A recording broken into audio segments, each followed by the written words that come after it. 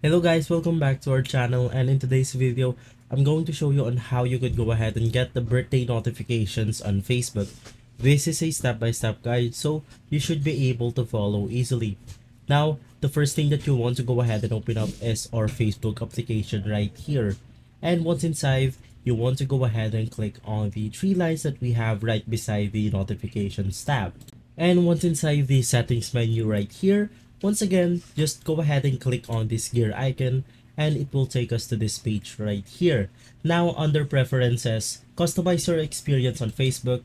Just go ahead and click on the notification settings that we have right here, and once inside, you want to go ahead and click on your birthdays. Now inside birthdays, you have to go ahead and make sure the allow notifications on Facebook is enabled, and you also have another settings right here where you receive this notifications, push notification, email notification, and SMS notification.